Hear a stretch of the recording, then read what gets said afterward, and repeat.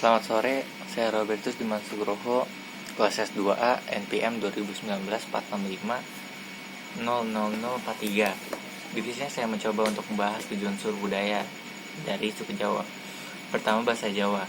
Banyak orang beranggapan kalau bahasa Jawa hanya sebagai bahasa ibu atau bahasa pegangan sehari masyarakat suku Jawa. Dari bahasa lisan, keadaan geografis Pulau Jawa sehingga menyebabkan perbedaan cara menyusun kata dan kalimat, sehingga muncul bermacam-macam cengkok atau dialek. Sehingga sama-sama bahasa Jawa dari satu tempat ke tempat yang lain, cengkoknya berbeda dari kasar hingga halus. Beberapa pendapat saya tentang cengkok bahasa Jawa yang baik dan halus ada dua, cengkok Surakarta dan cengkok dari Yogyakarta. Karena dari masuknya agama Hindu dulu pengaruh dengan lahiran bahasa baru yang disebut bahasa Jawa Kuna. Bahasa Jawa Kuna ini lahir karena adanya percampuran bahasa pribumi dengan bahasa Sanskerta. Adapun peradaban dari budaya-budaya lainnya seperti dari Arab, Portugis, Cina, Melayu, Belanda hingga Inggris. Ada beberapa cara yang mungkin harus diperhatikan dari kaidah-kaidah tata bahasa juga, yang harus memperhatikan siapa yang ngajak, siapa yang diajak bicara, baik kepada orang tua, anak kecil ataupun seumuran. Adapun juga bahasa tulis, yang dimana disebut atau bahasa Jawanya aksara Jawa, yang pada awalnya menciptakan aksara Jawa itu dengan istilah Den Tauhiana atau carakan. Kedua, sistem pengetahuan. Salah satu bentuk sistem pengetahuan yang ada, berkembang dan masih ada hingga saat ini adalah bentuk penanggalan atau kalender. Walaupun penggunaannya cukup rumit, tapi kalender Jawa lebih lengkap dalam menggambarkan penanggalan, karena di dalamnya berpadu dua sistem penanggalan, baik penanggalan berdasarkan sistem matahari dan juga penanggalan berdasarkan putaran bulan. Sistem kepercayaan. Ketiga, sistem kepercayaan. Agama Buddha dan agama Hindu setidaknya bersangkutan lebih lama pengaruh alam pikiran dan praktek pada orang Jawa sebelum agama lainnya.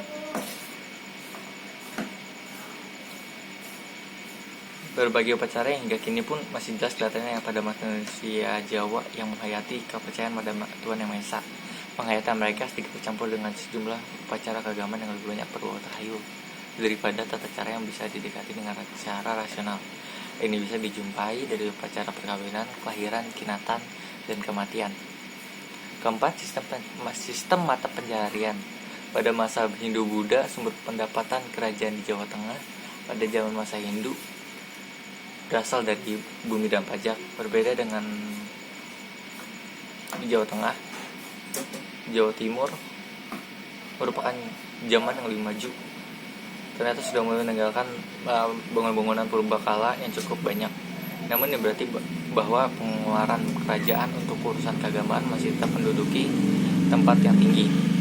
Di kerajaan Jawa Timur, penghasilan yang paling pokok adalah pertanian, pajak, dan kegiatan perdagangan dengan pedagang-pedagang lain di negeri asing. Bukti-bukti dari prasasti dan karya sastra menunjukkan kalau pada masa lampau Kerajaan Majapahit membuat program berbagai macam-macam pajak yang digunakan untuk membesar pemasukan kerajaan. Kelima, sistem peralatan hidup dan teknologi. Sistem yang timbul karena manusia mampu menciptakan barang-barang dan sesuatu yang baru agar dapat memenuhi kebutuhan hidup dan membedakan manusia makhluk hidup lainnya. Sistem peralatan hidup dan teknologi ini terbagi menjadi tiga, yaitu sistem bangunan, transportasi, dan sistem logam.